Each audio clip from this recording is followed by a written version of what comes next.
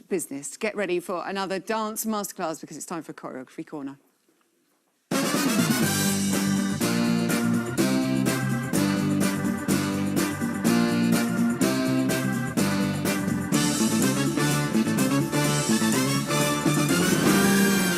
Joanne Clifton is back, everyone. We must, Joe, finish what we started yesterday. We're going to kick off with Johnny and Oti's jive. Huge improvement from Johnny from week one. Darcy said he had no fear. Oti had made it really, really complicated. There had hats in there and all sorts. What did you think? I was so impressed. It was absolutely amazing.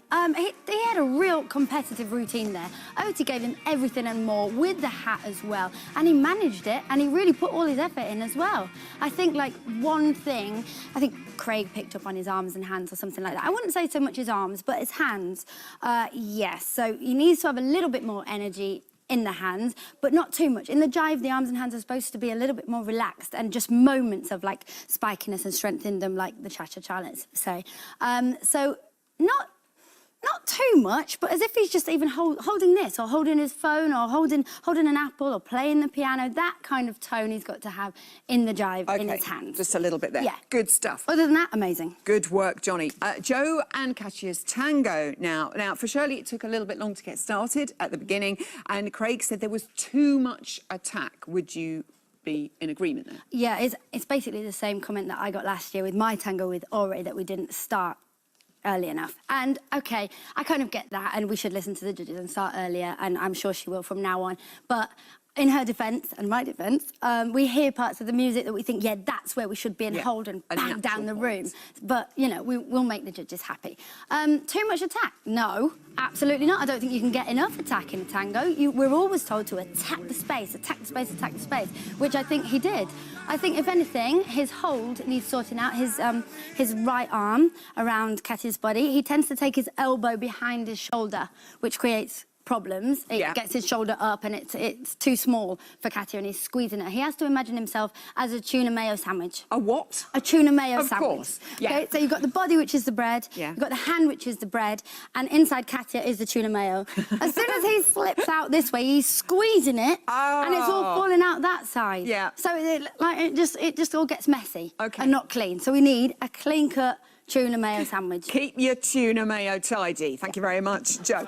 OK, the Reverend Richard's American Smooth, the lovely Diane. In Bruno's words, he said it was more of an Australian bender than an American Smooth. What did he mean by that? Not sure. Drunk in Australia, something like that. I don't know. Yeah. I don't really know what he meant. But, yeah, it wasn't the smoothest of American Smooths. It was a little bit stompy. It wasn't so graceful, but very, very entertaining. For me, I think there could have been a little bit more foxtrot in there in hold, although it is a smooth, so it is forgiven a little bit. But the parts that he was doing in hold were actually quite okay. Like, his posture was good, down his back line and his head were very good. His arms were a little bit low. I think he's got to imagine that he's got some kind of hot muscle rub in his armpits. Oh, like, nice. Yeah, bits to keep them up, to keep them up from here, rather than pulling up from shoulders or just keeping them down. Just keep them up, Richard. OK. Susan and Kevin and their Charleston, your lovely bro, who, according to Craig, Susan had no swivel.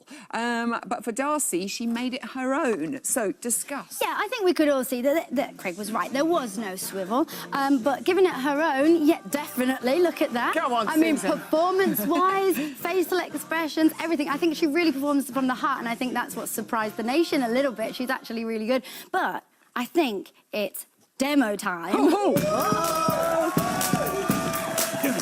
Joe.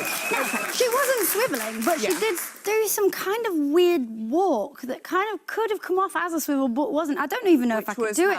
It was, I don't know. Just something like that. It's a Susan. It's a Susanism. She's the only one who can do it. But she brought her own to it.